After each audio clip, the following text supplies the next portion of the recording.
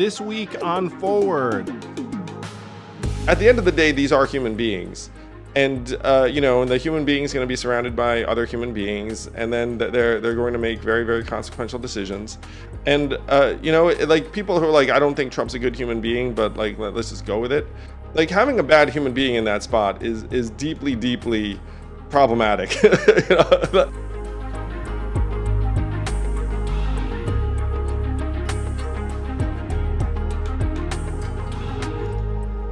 It's Election Day Eve. I'm here with Zach, who managed my presidential campaign, co-managed Dean Phillips' presidential campaign.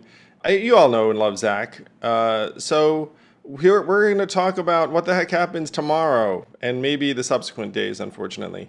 Good to be back, Andrew. Hey, Forwardists and Yang Gang and anyone who listens, I hope your sanity is okay because, even if you ignore the stress of an election year, et cetera, I think the political ads alone make me want to put my head through a wall. Yeah, we're getting some, and we're not even in a swing state. I'm in New York. Why am I getting this on every football game? I'll shout out to Amazon who refuses to do political ads. So Thursday nights are a bliss.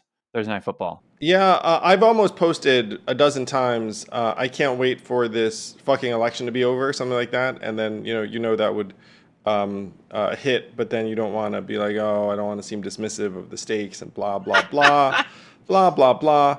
But we all can't wait for this to be over. I was with someone who was on the Trump campaign at CNN this week, and he was like, I just hope it gets resolved quickly. Everyone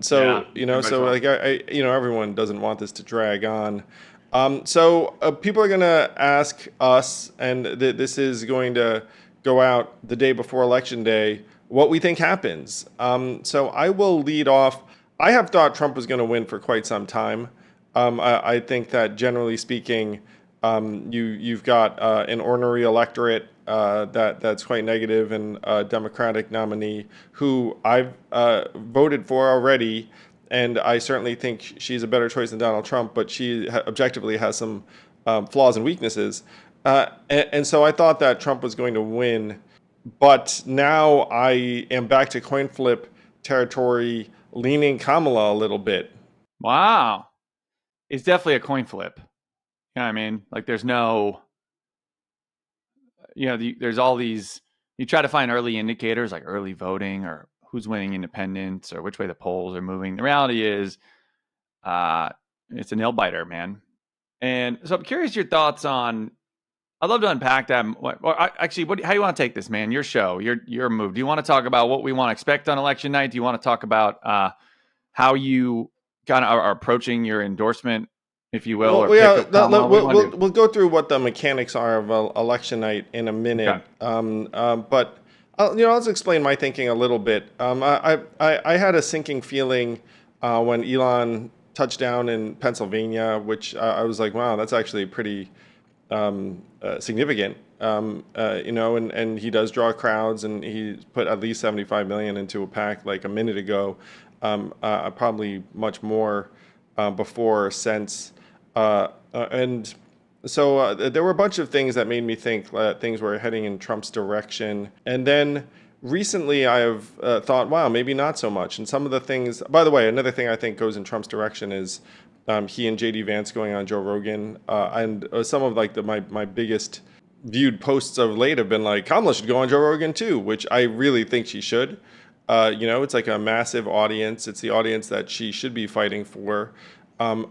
Anyone who thinks that Joe would be unfair to her doesn't pay attention to Joe. I mean, Joe would just pretty much be straight up, and he even said, like, I'm going to try and have a human conversation with her, get to know her as a person. Sort of, It's like he's not going to be antagonistic, in an undue way. So that made me think, okay, Trump's got a ton of energy, and like the average person who's just ticked off at the economy of the last few years and inflation and whatnot would end up trending his way.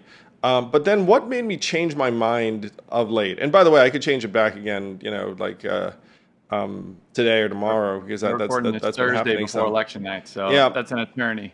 Yeah, things could happen. But what are the things that made me think, wow, Kamala may have this? I think a big part of it was that MSG rally. Like, holy cow, was that like an unsales job? Like that was, I think, to indifferent voters, like a bit of a turnoff. It wasn't like, look at these, people. Like there was like a very particular energy to it.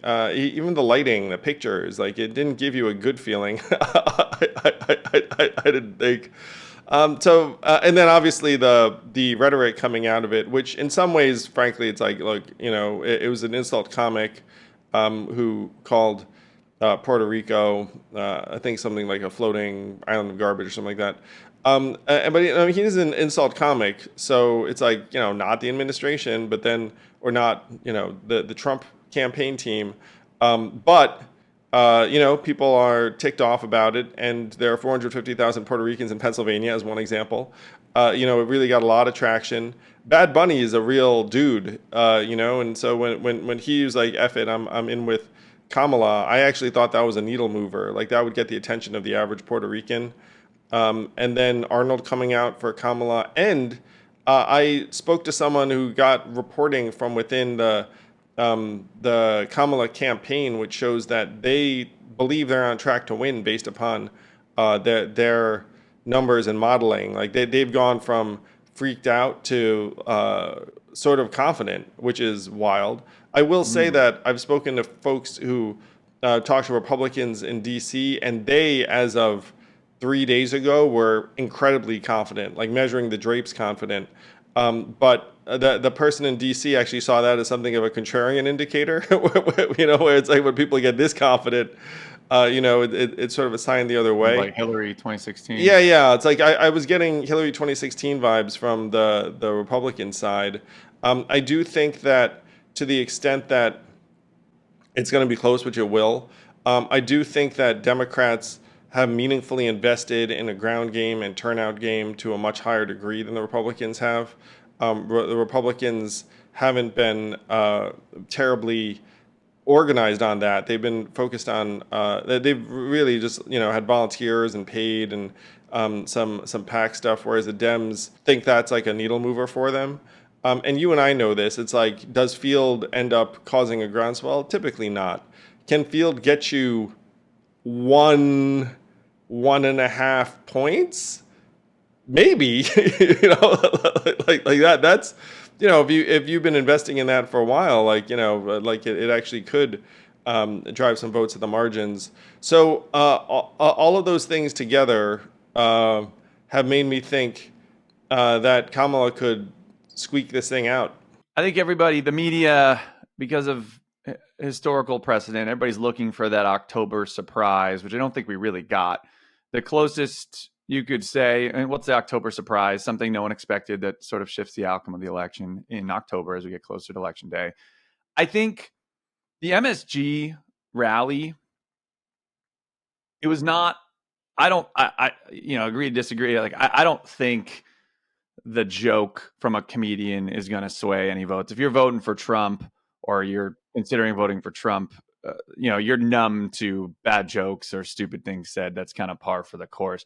The problem with the MSG rally I had was if you're an independent or even a moderate and you're seeing the company Trump is keeping, that is to me the biggest red flag. And it was a red flag for me. It was like, who's he surrounded himself with?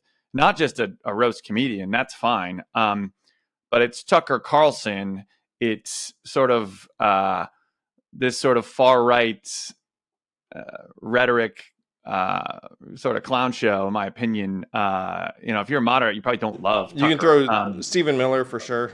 Yeah, like you have these sort of version of ideologues, sort of more far, let's just say further right figures that is probably the biggest concern I have with Trump this cycle. So here's my thoughts on this thing is why we're all, if you're usually by this point when you have undecided voters, it's because you're uninformed, or sometimes I joke like, how do you possibly not have a pick at this point in the race? But I think a lot of folks are really struggling with who the hell do I want to vote here? And it's a couple reasons, but I think the biggest one is that you can't really trust anything these candidates are saying. Well, one thing, Zach, someone said that I thought I really took to heart. They were like, "Look, there are risks associated with both of these candidates." Yes. In some ways, it's like, which risks do you find more correct? palatable and acceptable and likely. Yes. Whereas so on the Trump end, Trump is known for saying ridiculous things and not always doing them, right? And we could rattle them off. I think most people who listen to this are in tune enough to know Trump has said, we're going to build the wall. He didn't build a wall, but he did make the border stronger, at least particularly compared to the Democratic Party, right? So he does, sometimes it's positive, and sometimes it's negative, right? He says a bunch of things and you don't know what you're getting. And you always have that risk of him being absurd. And I think with the Democrats, on the other hand, they actually, and Kamala in particular, I don't think she really says anything. And as a comms person, I think it's been very frustrating that we're not only missing like policy message layups, like what are you going to do differently on the economy than Joe Biden, or what's your plan on the border, and what have you, what have you learned on, from being VP, et cetera, to. And I've listened to these questions being asked at the CNN town hall and on Call Her Daddy podcast, where it's like, hey, Kamala, what's your biggest weakness? What's the biggest learning you've had?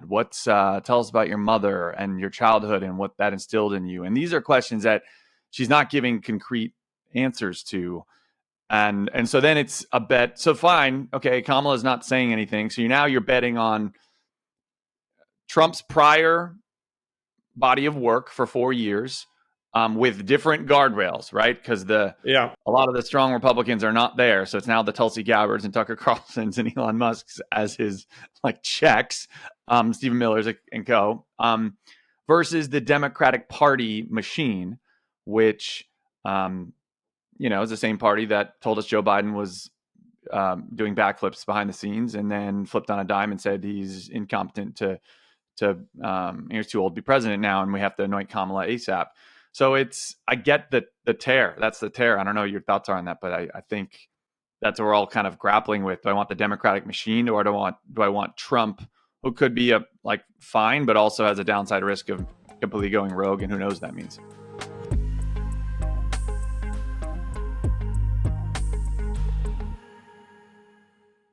Hello, YouTube. Please do hit that like and subscribe button. And don't forget, you can ask questions at mailbag@andrewyang.com. See you on the interwebs.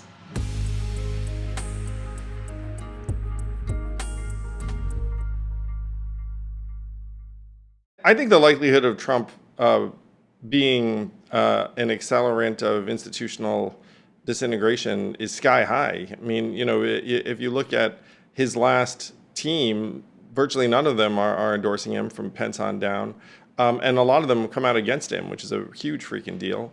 And as someone who's run organizations and teams, having an entire team shiv you in that way and then come out and be like, hey, don't worry, I've got a new team, but this team's crazy. This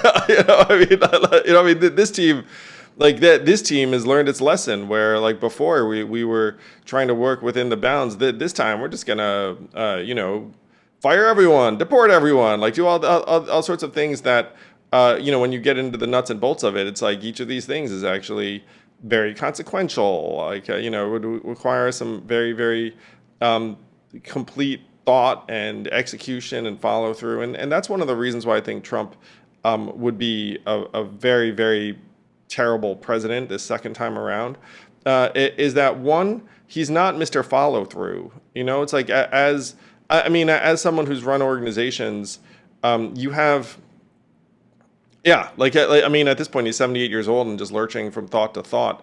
And then you're going to have people under his employ who are like, ooh, you know what? I actually want to carry out this particular idea, so let's go do that. Whereas his last administration were let's just ignore that one too. Pretend to do that one. I mean, there was a lot of that going on in the last administration, which now people think, oh, that was the enemy. I mean, a lot of the stuff, and I've talked to some of these people, some of his ideas were really, really malignant. There was a point he got pissed off at veterans apparently and wanted to defund the Veterans Administration. Things where you're just what?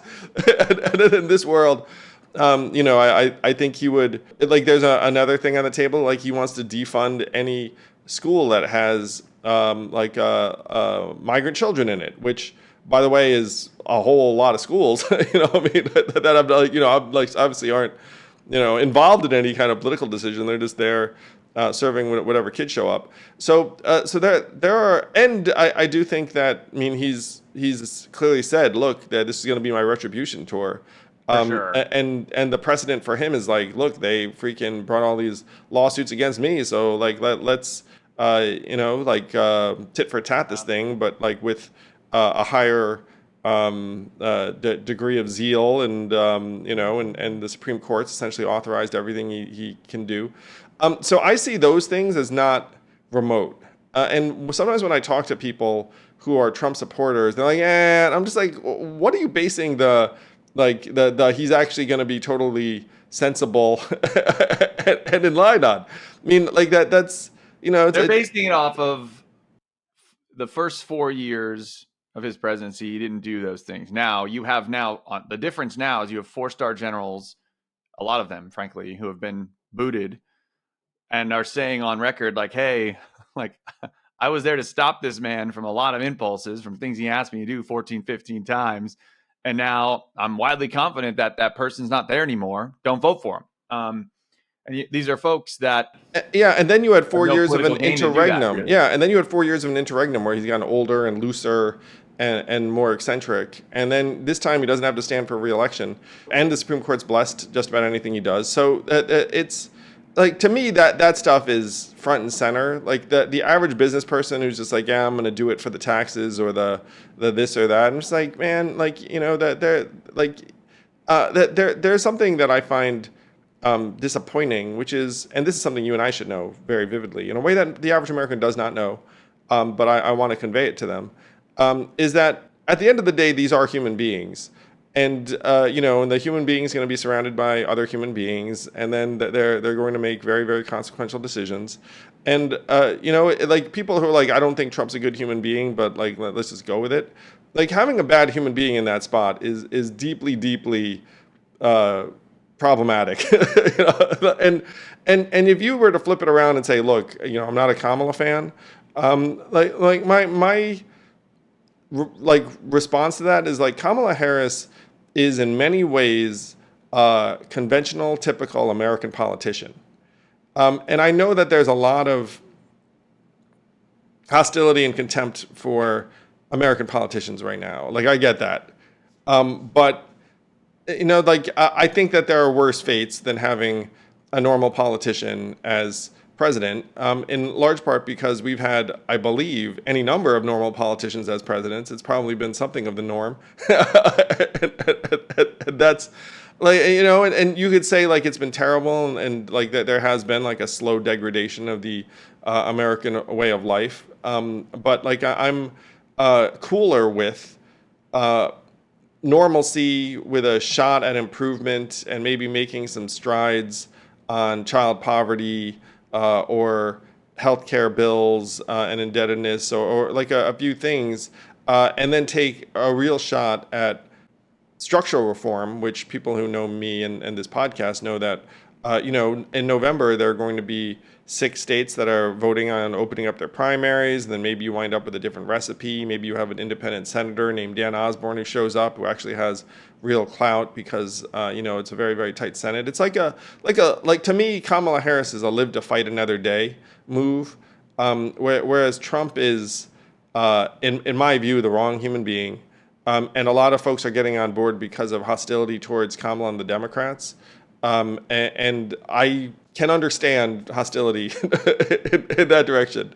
But, it's like but it's not enough to make me a Trump voter. You know what I mean? Like, I mean, heck, Dean and I were Dean Phillips voters, earlier this year. I do think so. That's been your argument most of the time, is like Kamala is a pro-institution argument, and the Democrats as an institution are going to be better than Trump, with the Republicans as an institution behind him, with also the downside of his, let's call them, trigger happy ridiculousness. When you say Republicans as an institution, man, I think that was 2016.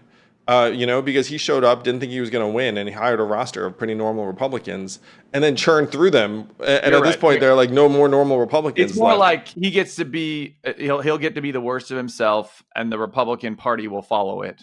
So not an institution in the sense that it's driving anything. But that's my point, is that the institutional ranks of the Republican Party have been completely hollowed out and barely exist anymore. You know who Yeah. is the standard bearer for that wing? Mitt Romney. You know who's leaving the Senate in a matter of days? Mitt Mitt Romney. Romney. You know what I mean? Like Mitt Romney was eating alone in the cafeteria. If you guys read that stuff, His books, in the wild. Atlantic. Yeah. So like there is no more Republican Party in the way that people think about it. There's not a bunch No. of gray-bearded pros who are like, all right, I guess we'll take this job because it's the right thing for the country. I mean, like, that worked out so poorly for so many of those people. And Trump has said, it's like, my biggest problem was last time that I appointed the wrong people. Like this time I'm going to appoint some real knuckleheads and we're going to knucklehead this thing. And look, I'm not someone who thinks that outsiders intrinsically bad. Obviously, I was an outsider. I'm not someone who thinks that trying to get more efficiency out of federal government dollars is a bad thing. Like, I mean, like a lot of people, I hear that and think interesting, but the problem we're faced with really is that a lot of this stuff would require judgment, nuance, calibration, patience, and the rest of it. And we have this like bifurcated choice and this bifurcated system where if you're fed up with business as usual, your choice is Donald Trump. And it's like that's not the choice. If Mark Cuban was a choice, I'd be totally into that. I mean, honestly, like if I were a choice, like I think I would do a great job.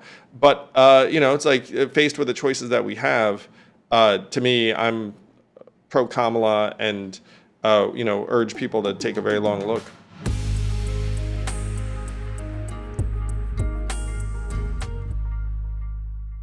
Hey all, if you know me, you know I'm not that handy in the kitchen, and I have become a huge believer and booster of Factor.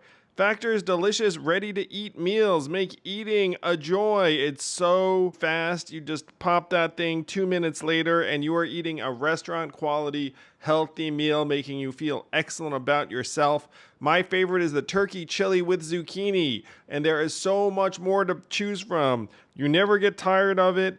It fits any budget. It's fast, healthy. It is going to be the new Factor in your life. Yes, I'm a fan. Head to factormeals.com/yang50 and use code yang50 to get 50% off your first box and 2 free wellness shots per box while subscription is active. That's code yang50 at factormeals.com/yang50 to get 50% off your first box. Get Factor today. It's going to change the way you eat.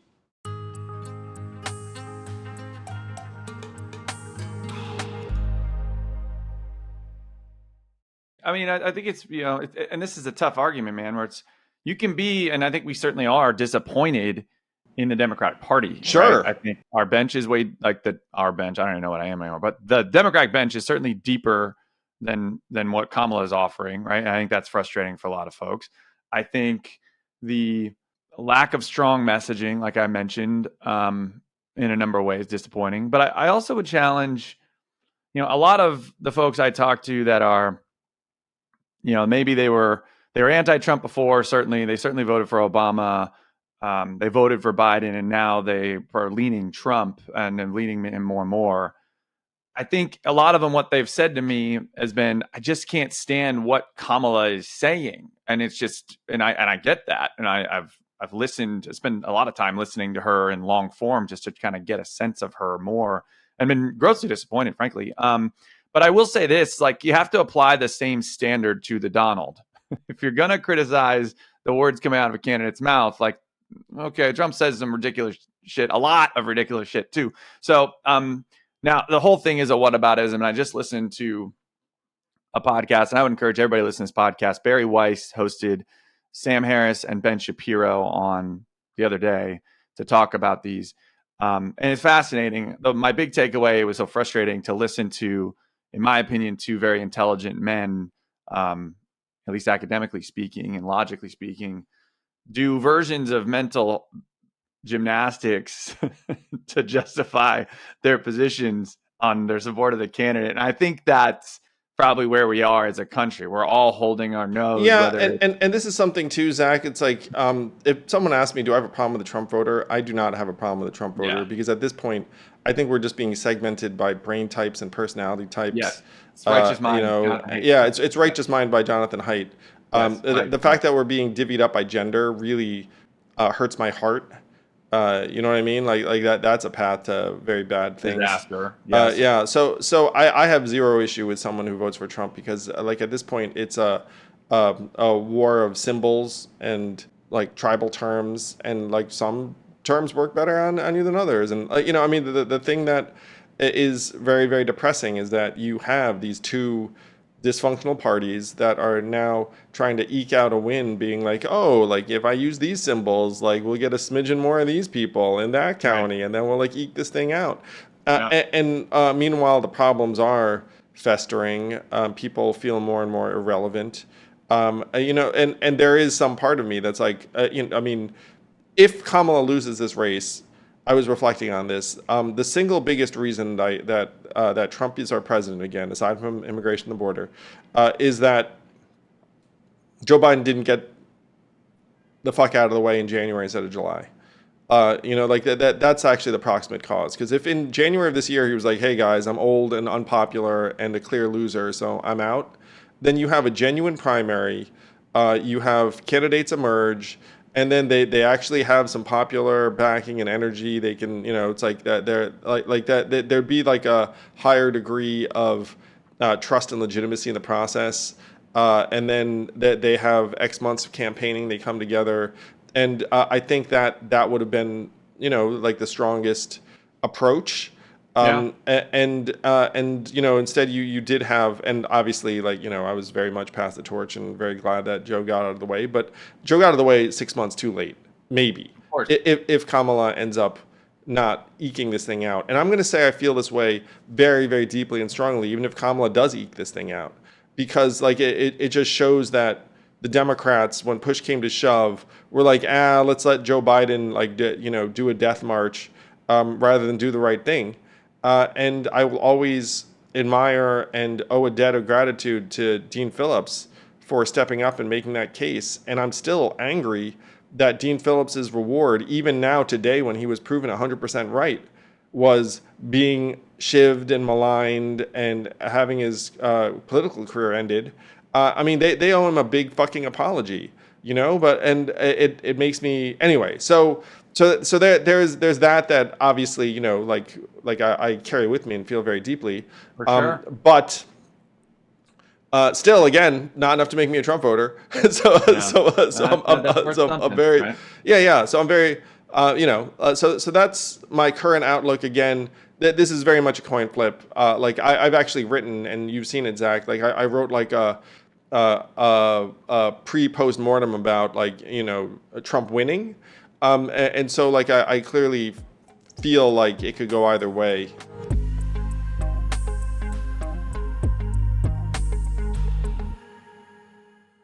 This podcast is sponsored by Helix Sleep. I figured out years ago that what mattress you sleep on is kind of a big deal, and overspent in my 20s on a mattress I thought was a good mattress. And I gotta say, I am so grateful that mattresses have come a long way. Where back then you couldn't personalize it, you didn't have a sleep quiz, you didn't have a multi-month send it back if you don't like it guarantee, and all of those things are now available to you via Helix Sleep. I ordered a Dawn Firm mattress, and it has been a game changer, not just for me, but my kids now seek it out. Helix Sleep now is giving one of its best discounts ever. Get 25% off site-wide, plus 2 free Dream pillows with any mattress purchase, and get a free bedding bundle, which includes 2 Dream pillows, a sheet set, and a mattress protector with any Luxe or Elite mattress order at helixsleep.com/yang. That's helixsleep.com/yang.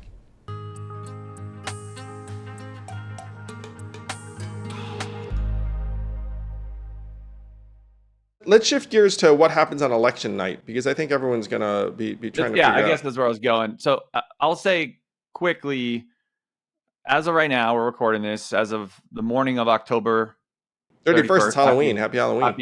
Happy Halloween. And I was reflecting on this, Andrew, because last night for me, the LA Dodgers won the World Series. So those of you in LA or California who are a fan or baseball fans, congratulations.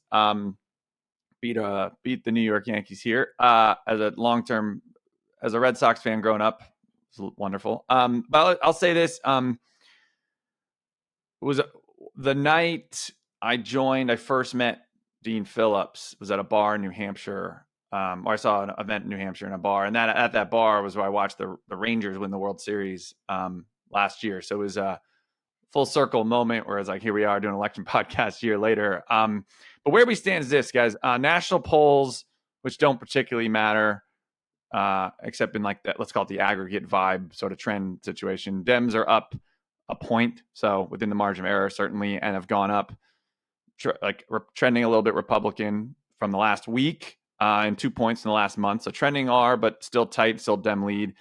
The 7 states that matter: Pennsylvania, North Carolina, Michigan, Georgia, Wisconsin, Arizona, Nevada.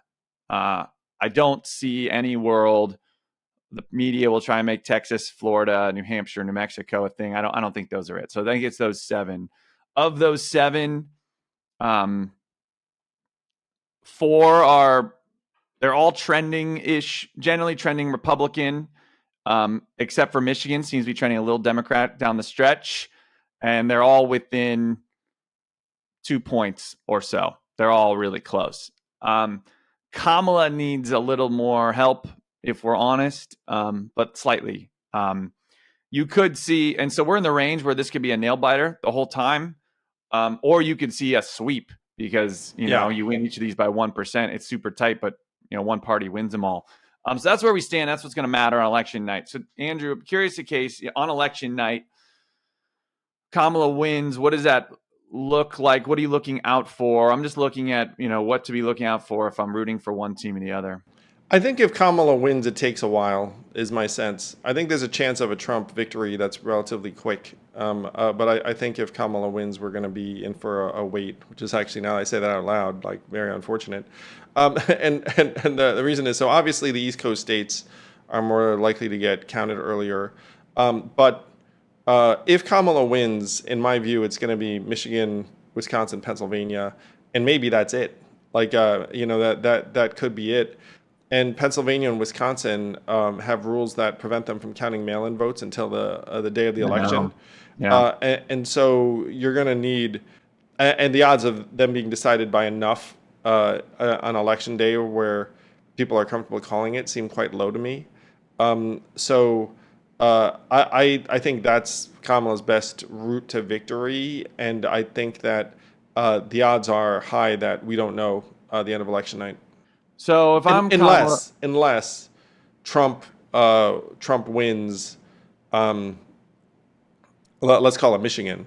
If Trump wins Michigan and then he also wins Georgia, North Carolina, which would be East Coast and called a little earlier, then you could start thinking Trump probably has this thing won, because then Kamala would have to pull out all of the other swing states, which gets very unlikely.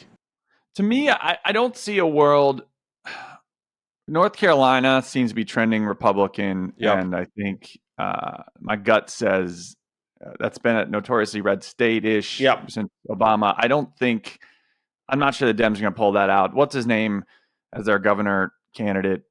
Mark Robinson? What's the the guy got caught being anti-trans and then liking transgender porn, which I think is a hilarious side plot here.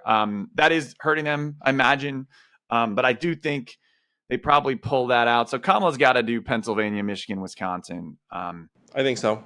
And that's a tough sweep. That is a tough sweep. And that's the rub here, I think. But Michigan and Wisconsin feel pretty good for her. So it's going to come down to PA. Yep. And Pennsylvania, who knows? That's where Elon's pouring most of his money. So I think that's where the rubber hits the road, and I don't think we know on election night. I'll actually be in Philadelphia at the Forward Party election night watch party. So anyone in Philadelphia, there you go, baby, or the Philly area, Jersey and Pennsylvania, feel free to come on by. There'll be some fun people there. So here's what I'm looking out for election night. I want to see exit polling on women's turnout, because they seem to be going hard for Kamala, at least in the data we have right now. Trump is deeply unpopular with women, even in his own party. And they did nothing, in my opinion, to address that in the closing months. They've known this for a while. I could be wrong, but I think if Kamala wins, it's because it's women and She holds on with women of color and people of color, which is a version of the base of the Democratic Party. She hangs on there, losing ground with men of color in particular. But if she hangs on there and does okay with independents, probably where she's at right now, and it's not, I think she might be able to swing out some of these states or pull out some of these states. And then for a Trump win, I'm looking at early voting numbers, first-time voters. Sorry, not early voting numbers. I'm looking at first-time voting. Yeah. If he can, by the way, that's the way they think they're going to win. Yes, it's how they won Miami-Dade. They didn't win Miami-Dade, but it's how they won Florida definitely in 2020, and how they outperformed in 2016 too, is where they get first-time voters. Because basically what happens is if you get someone to register for the first time, they're very likely to vote, right? So it's like 80% likeliness to actually vote. And if they register in your party, you can basically bank that vote to certain 80%, 90% confidence. So I would be shocked if they didn't make this pitch to Elon where they said, hey, here's what it costs for us to register a new Republican voter in Pennsylvania. It's going to cost us $15, $100. It's not that high, but $15 to $30 in that sense. Tabling, volunteer staffing to go to the grocery store and get people. And they know the demographics of various counties and regions, et cetera. And then they just spend to get those votes. And then they have a number of like, here's how many we've registered, hundreds of thousands, and we can assume 90% of them, 80% of them vote. And they'll go in, they're going to hope this is what they did in Miami. They went in knowing that they got a bunch of Cuban immigrants or Cuban Americans were American citizens voting for the first time. They had a strong message to them, and they outperformed in that county in Florida, and it swung the vote, even though they didn't win Miami-Dade. They never do. But they got it from 80-20 to 60-40, and they won. So if they can pull that off Pennsylvania, that's what you got to be looking out for election night. Yeah, that's actually the whole kit and caboodle, to your point, Zach.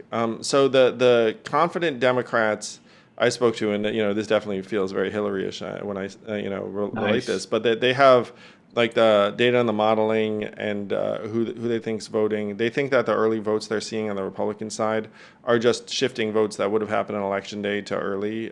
So it's not concerning them. But the Republicans think they're going to win because they're going to get new voters, and they are trying to sign up new voters. I'll give you a couple examples I heard where they tried to register 2 million hunters who've never voted before by like engaging with that community. And if they manage to get a significant number of new voters on their side, they're going to win. Yes. And they think that they're doing it and can do it. And the Democrats are concentrating more on turning out the known universe of voters. Yep. And Susie Wiles, Trump's, I believe her title moves like literally a moving target, but I believe she's campaign manager. I've met her multiple times. She's objectively a good operator. So there is, there's certain clown shows around Trump. Susie's not one of them.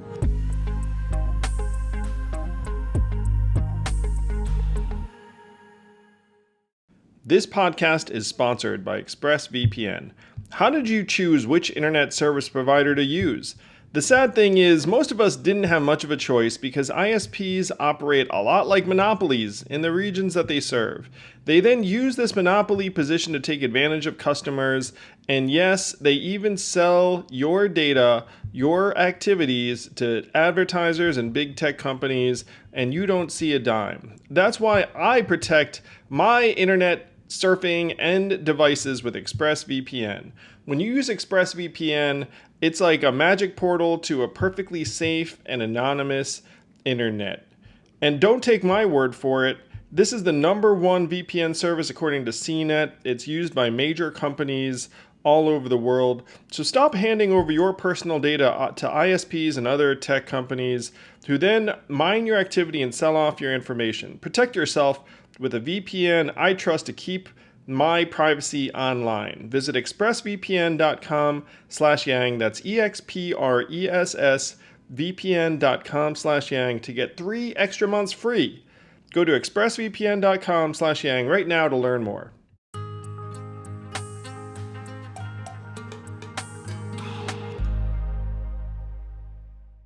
Listening to you talk, Zach, it seems like you believe Trump wins. I I see the case for both, right? Honestly, I do think there's a lot of pent up female anger that might show up at the ballot box. Somewhat, I think. I think Trump has a pretty. I think yeah, I'm leaning that Trump will probably pull this out, but I'm not really sure. I don't like the. I've not loved the closing argument from the Democrats. I think they've. I think that. I think that the closing arguments for each party, at least according to political ads and speeches they've been giving, and vibes they've been kind of demonstrating, is Trump has been pro. I'm for the working man. I'm for the American people. Literally, I'm Yeah. watching his closing ad, like Kamala's for they them. I'm for you. Which in parts of this country you're going to hit. And Kamala's closing ad, but that's Trump's going to do his thing, whatever. Kamala's closing argument has been, and they literally called her speech in D.C. And you know what they're doing. Like when you do a rally in D.C. and you're a Democrat, that is your home turf. That's the biggest crowd you're going to get. You get all the liberals, and Yeah, they got 80,000. yeah, and you get liberals coming in from out of state to come show that show of strength. And I get it, smart move. Her closing argument was Donald Trump's a fascist and says he wants to be a dictator. And even if you believe that to be true, I don't think Dean was really good at this. He's like, I want invitation, not confrontation. I don't think it's very invitational. I don't think that's a winning message. Maybe they've pulled it where they think it's a winning message. I don't love that. And so that's where I think the best arguments on the Dem side have been from Arnold Schwarzenegger and Mark Cuban personally, but maybe yes, that's I think Schwarzenegger's Twitter thread was well said. Yeah, we could say something more about me. You like Donald? Yeah. Yeah, I met Arnold last year, and he's Arnold. It was a lot of fun. Andrew, what you're doing is so important, and I'll treasure that, Arnold, if you ever see this. So I want to say that. Sorry, that's funny though. I want to say to folks who followed me and Zach through thick and thin, thank you. I want to say that I have been plagued with a sense of sadness for days, even weeks, because I got into this 2017, 2018 to try and keep Trump from returning and messing things up even worse. I think he's bad for the culture, bad for he'd be a bad president. It's something I like to avoid. I've been filled with sadness because I've if I held myself to that standard, like I may have failed in keeping Trump from coming back, and that makes me really sad. I'm very grateful to everyone who's backed me, supported me, kept up with me, and Zach over this last number of years. But I gotta say, it's been like a tough period of time. And I've done what I can in different ways, and I do think building up an independent political movement and fighting for like the Dan Osborns, the Eric Settles, to some extent the folks that I think will be really good on this, like John Avlon and Adam Frisch, and the dozens of other forward candidates. I mean, building a new political party and political movement is awesome and invigorating and difficult work. And so I feel great about that because, it needs to happen. And it turns out that it probably wouldn't be happening to this degree if not for us. So thank you to people who've done that as well. The people who've donated a forward, really grateful. Yeah. But I want to say on a personal note that I feel like we're getting to the scene like a cycle late or something like that. I feel like things are not trending well, and you want to build great things and be positive. I mean, it's possible to think, which I do, that things are generally trending in negative directions, and then still want to do very positive things.